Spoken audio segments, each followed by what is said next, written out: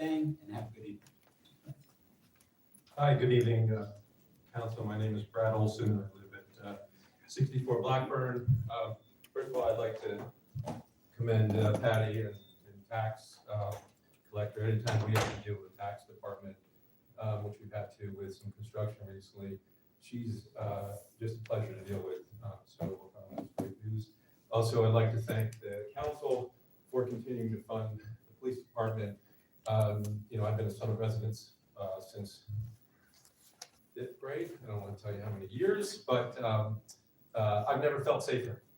Things have really improved quite a bit in the last several years as we've supported our police department and police officers and taken a number of the actions.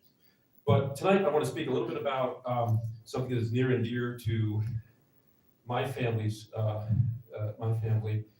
which is the homeless issue in Summit. And I want to take a few minutes tonight to commend the truly meaningful work that's been done over the past year to address homelessness in our community.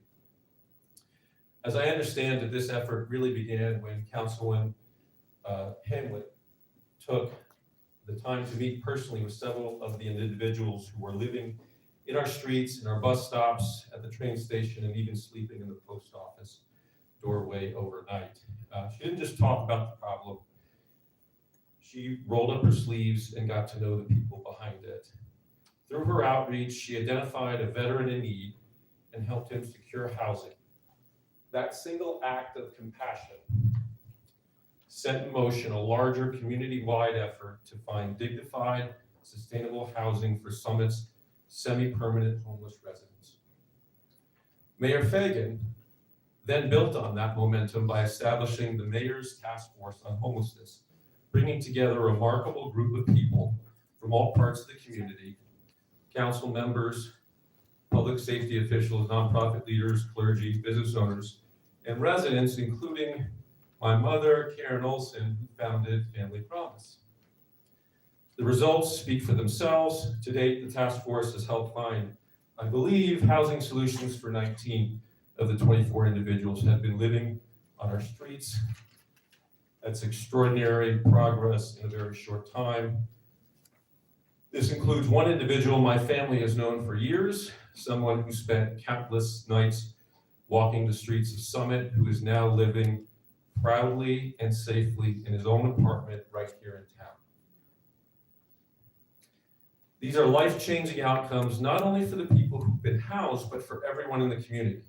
It's a win-win for residents, for those who work and commute through Summit, for our children who walk downtown or use the train park,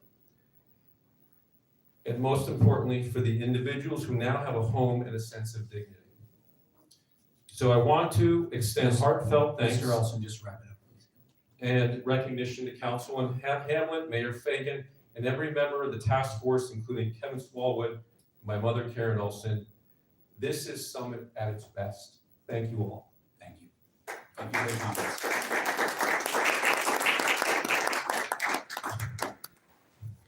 Hi, Erwin Miller, 5 Novel Drive. For those of you who may be on the fence, there's not many, but there are a few and you're going to be important. I hope you will consider supporting the Together for Summit team shortly. A few reasons. One, financial responsibility, incredible public-private partnership to raise $500,000 for a public good. That's a huge win, and the fact that anyone would be opposed to that is ridiculous. Two, the SEF grant review process. The fact that anyone's opposing that, you don't know what you're talking about. They have been accepting grants without considering the financial liabilities that might impose on our town. So finally, Together for Summit is saying, appointed people from the Together for Summit team are saying, we actually would like to understand what you're giving us so we ensure that you're not sticking us with a bill down the road. So for people who are saying that that's a problem, you don't know what you're talking about. All right, let's keep on going. Transparency, for those of you who've seen what's going on at the School of Education, used to be a couple years ago when the Democrat appointed group there had public comment, they wouldn't say a word, they wouldn't answer your questions, it was talking into a black hole. Now they have a process, they answer questions, they're frankly even answering questions like we do here at the council meeting. So that is a great move on transparency from the Board of Ed. because finally we're having Together for Summit appointed board members who are now taking charge of our School of Board of Ed. Next, compassionate and responsible. This was just talked about. I'm not going to go into it. There's a lot of bloviating on the Summit Democrats about how like morally superior they are, but they don't have results, and so it's enough. It's the Gavin Newsom, the Greg Martins. Quality of life and safety. Again, we just talked about that.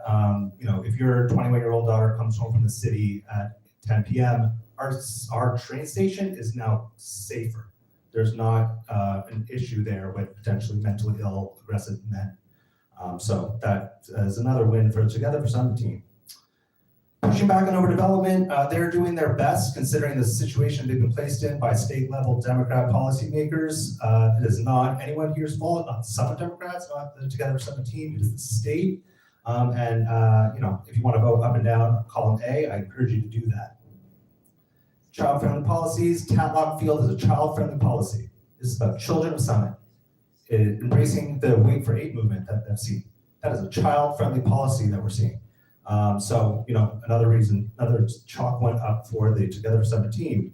Reasonable rhetoric, they focus on the results and their policy, and all we hear from the other attackers are whining and complaining about nothing. They're making up fake arguments.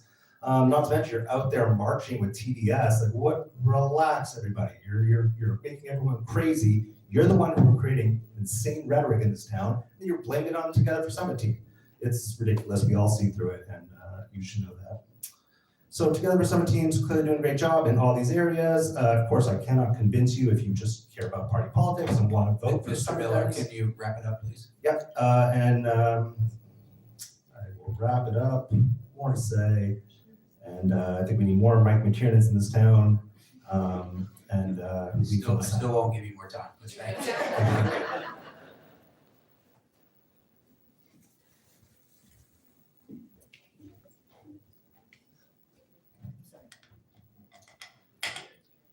Rachel Kramer, 88 Elm Street, Summit, New Jersey.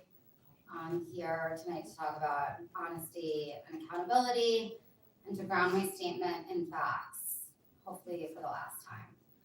On September 2nd, candidate Dan Crisafulli filed a police report naming me and Mr. Anonymous.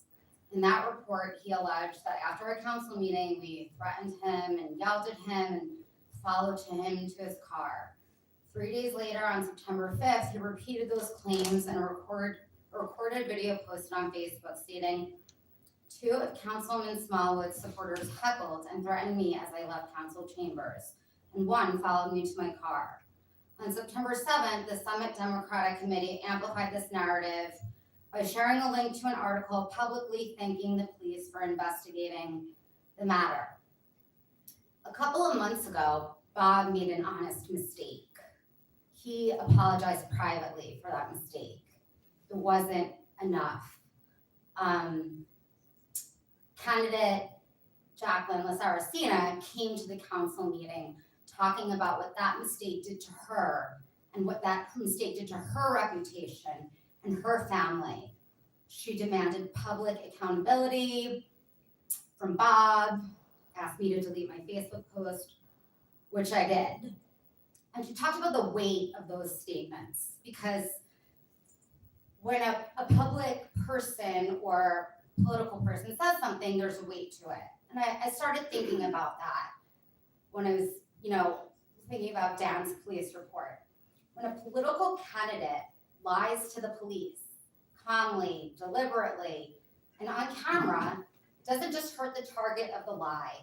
It begins to undermine the trust in our institutions, in our democracy, and finally, in our justice system. So I knew that these claims weren't true, but I felt fear. I thought about my family, my job, and my safety. Because even a lie, when told loudly and repeatedly, can take on a life of its own. People did ask me about what happened. They wondered if it might be true. And that's the harm. That seed of doubt is exactly what was intended when Dan said he was threatened and followed to his car.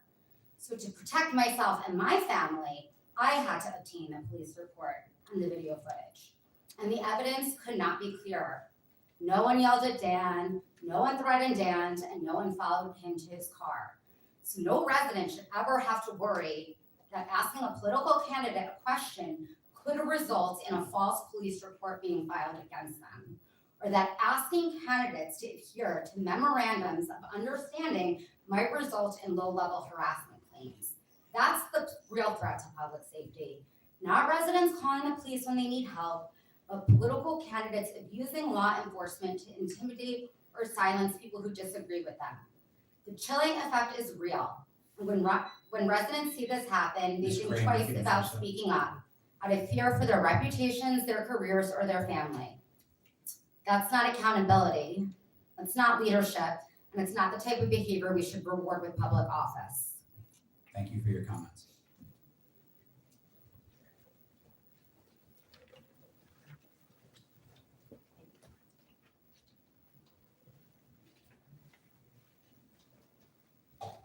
Good evening, Mayor Fagan, President McTurnan, members of council and staff. I'm Jim Bennett, B-E-N-N-E-T-T, 38 Fairview Avenue. I want to bring up a topic that has bothered me for several years, the budget cycle. And I'm not picking on Summit because for my continuing legal education courses, I don't want to say how many years ago, I know that probably all the municipalities in Summit operate the same way. A former council member explained to me that the city's fiscal year is the calendar year, yet the budget is not set until the fiscal year is nearly halfway over. For the first half of the year, the city operates on what amounts to continuing resolutions. For sure, the data responsiveness for this method is excellent, but once the budget is finally set, the city operates for half the year based on its projected budget. Rick Hanley, the Board of Education member overseeing operations, advised me that the school fiscal year runs from July 1st to June 30th. Since he has taken charge, the school district will call for input in December, work on the budget in January, and finalize its budget in February. The February budget will include variations to account for contingencies related to state aid and insurance. Mr. Hanley plans to sit in on the city's capital budget workshop in December to see what the workshop is all about. Since the city must underwrite the bonding for the school district, would it not make sense to include the school capital budget in the December workshop? After all, the school budget is half the property tax bill. Another idea, for which I'm sure there's an answer, which I don't know what it is to change the city's fiscal budget year from calendar year to July 1st to June 30th. That way, the city would operate on a fixed budget for the entire fiscal year. Now, if I should be having this conversation with Assemblywomen Munoz and Massacudas, please let me know. Thank you. Thank you, Mr. Bennett.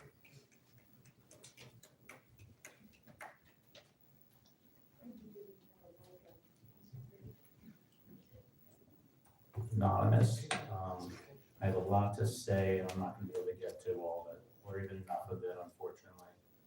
So I'm not going to attempt to try to stumble and ramble over my own words, but there's a lot of things I want to talk about, and I'll start with, I guess, party politics in general, and what I've experienced from the political parties, and from coming into Summit and everything like that.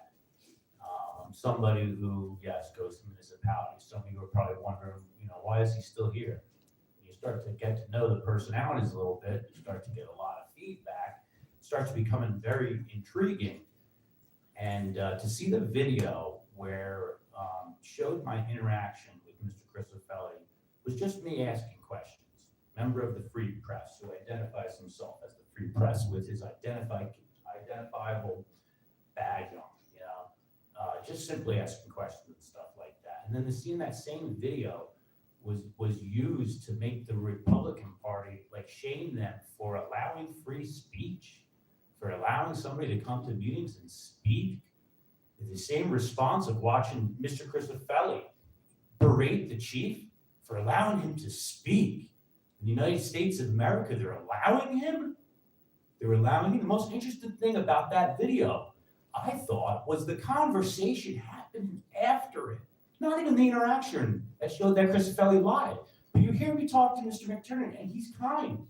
After I belittled him and berated him, and he took it like a champ and was kind. And they think, oh, this is a scandal. Something's going on here. They're being nice to him. He's a political agitator. A political agitator. You know what? You know what's good for elected officials? Agitation. It makes good elected officials. Public nuisances? Yeah, we'll get to figure out real quick who everybody is and what they stand for. You know? How dare them be nice to him? There must be something else going on. They surely can't be treating him like a human being. You know, the same people who were happy that I was here giving you guys hell, the same people who loved it and was like, oh, it's the greatest thing. I love your videos. They're so awesome and they're entertaining and you keep at it. The second I started asking questions about restriction, the restriction of speech of residents from the SMDC page, the second I started asking those questions, I started getting ridiculed. I started getting shamed publicly, privately. I was the one who was being harassed over and over. I mean, party politics has damaged the people who have the inability to see what's happening around them. Surely something's constructive here. This can't be a guy who goes to towns and gives speeches and encourages others on his channel to do the same, to have a voice for themselves, to empower others to take part in the political process. I don't lean one side or the other. Someone asked me the other day, did you go to the No Kings rally? No, I go to meetings. I take part in actual change. I don't participate in the fluff. I don't try to emotionally take something and get you where I'm at emotionally so you can understand. Mr. Anonymous. People need to explain their emotions so they can articulate it. Otherwise, they're brainwashed. You need to speak about these things. And thank you for all speaking tonight. Thank you for your comments.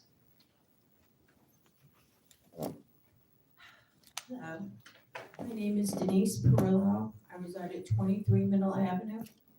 I'm here because I received a letter about 15 Middle Avenue. And it said at this meeting tonight, it was going to be discussed. It's a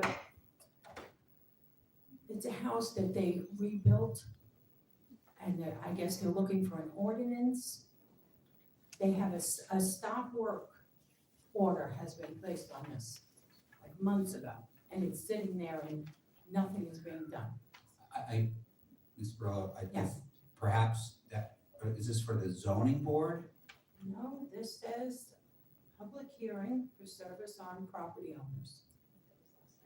It was probably at the zoning board meeting yesterday. Meeting. Yeah, sorry. You know, though, if, No, it says today's date. It says October, right, October 20th. that's just what I think. Monday.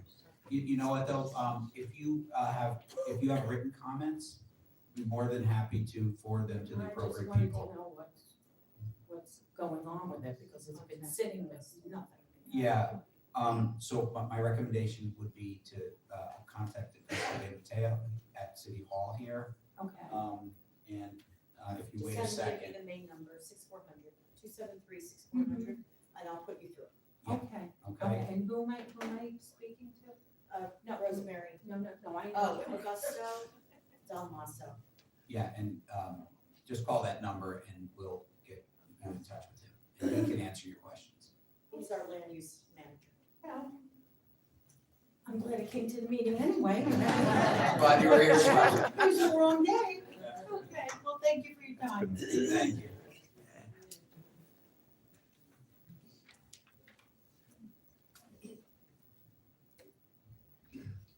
Stacy Allen, Plymouth Road.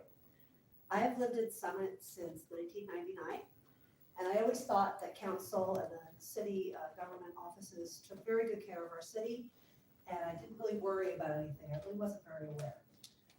I didn't pay close attention to anything going on in council, maybe because I had young kids, I don't know, but I wasn't paying attention.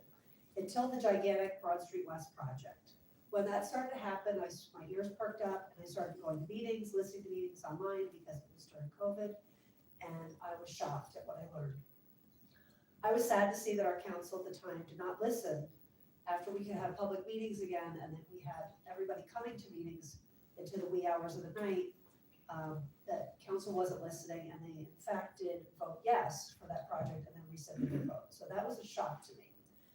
So I got involved, and that's a pain for everybody because I got involved, because I could be a real pain. Once I was involved, I just started noticing everything. So in 2023, I noticed a brand new issue in Summit that I'd never seen before. We had homeless people living in our bus stops. For living in this town as long as I have no idea why we never had this before, and now all of a sudden we had it. I hear about all the New Jersey stuff, I'm not buying it, something had changed. So we had, in addition to homeless people living in the bus stops, we also had train station people that were, I don't know if they were homeless or if they were just drunk or if they were high, but they were not well people. And I did not feel safe. I cut through the bus stop, the train station very often. I see high school kids there. It was very upsetting to me to see that there were people there that did not seem safe to be around kids or around anybody really. This is not just once in a while. This was all the time. This was happening. Not every single day, but a lot.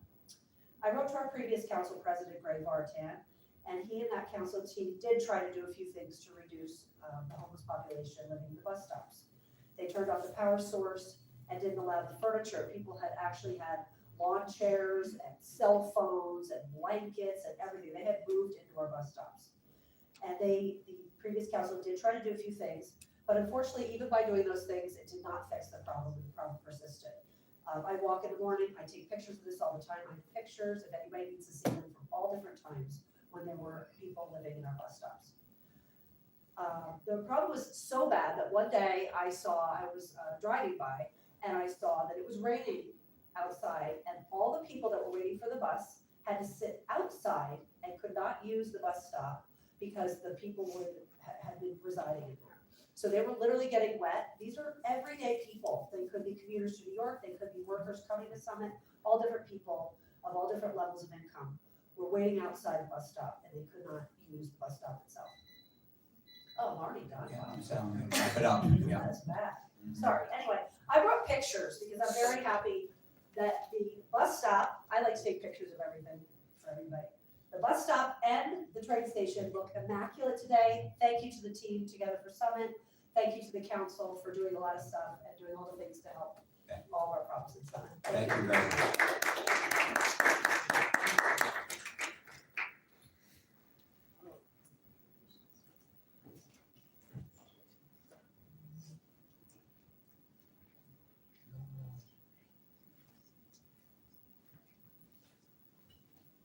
My name is Joseph Brown. I reside at 27 Bedside Ave. So back in 2023, like she just said, when the bus stop, the train station, there's no homeless people. Well, there is a truth to this whole thing. I seen the whole thing. That's the year I moved to Summit. I seen the whole thing. I seen the homeless people. I was working at the hospital, Morrison Medical Center. I seen these homeless people. I seen everything. That's when I started talking to this community of Summit. That's when I started to step in and get involved. I'm now a council, I'm not one of you guys, I'm not the mayor of Summit. I'm just a normal community member, just like everyone else here. You're all family. We might not know each other, but we sleep, we eat, we breathe, we go to work, we go to school. Miss nobody. Mr. Anonymous. I might not know you, I might not know you, but you might be friends. We brothers. But, We brothers. yes, brothers. You come to this council meeting too. But you're all family here. But back in 2023, I seen all these homeless people and I sat down next to them. But Delia, what I found out what Delia did was deal with the homeless people. I didn't know Delia actually did that until the mayor told me about it. That's why I wanted to talk to Delia and know more. And then that's when I got involved more and more and more. I sat next to these homeless people day in and day out. Outside of work, outside of school. certain essays guys. And I found out what they need, what their needs were. I got them what they need, clothes when the winter time comes. I talked to the younger generation. Show the younger generation this is what's going on in our community. Open their eyes up to the bigger picture. So now, as of now, there are 4 homeless people now on our streets. It used to be 1, but there are 4. The 4 individuals that I have on the street right now are all at the library. They come and go, they please. The pictures that we get every day helps us out, but it shows us what's going on. Because we're not there all the time. We all have a normal life. We go to work, we got families. Man, like I go to work. Like I don't have time day in, day out to see this stuff. But with community help, it helps us out by knowing this stuff. Mr. Brown, can you wrap it up, please? Okay, but it's 3 minutes. There's nobody. I agree with you, 3 minutes. Thank you,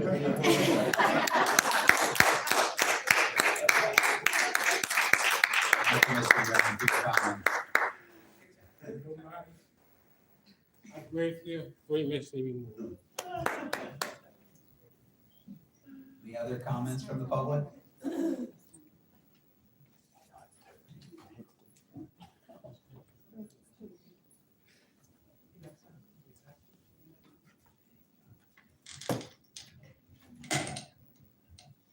Okay, so I'm Philomena, and I've been a little bit involved in this community as well. And I've seen a little bit of the homeless community, and I've seen Ms. Hamlet's aid in this community. Thank you very much. You've done quite a handful. Still more to do. Don't give up, please. And we're right there with you, okay?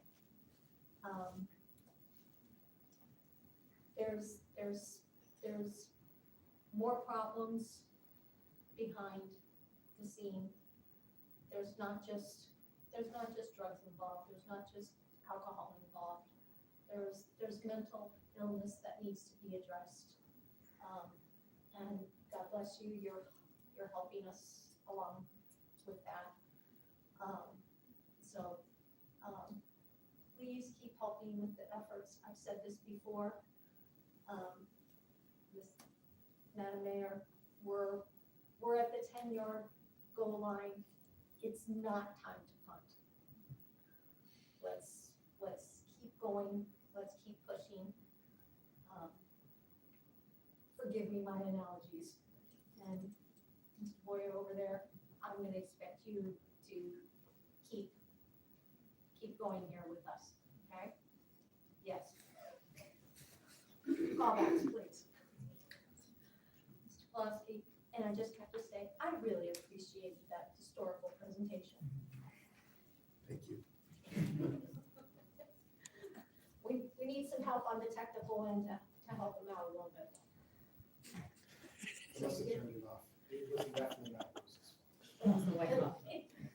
Aside from that, I enjoyed your presentation and give some good marks over there for that.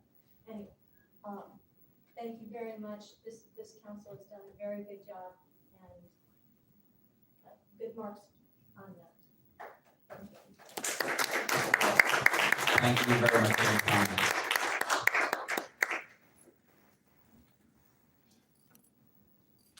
Anyone else from the public wish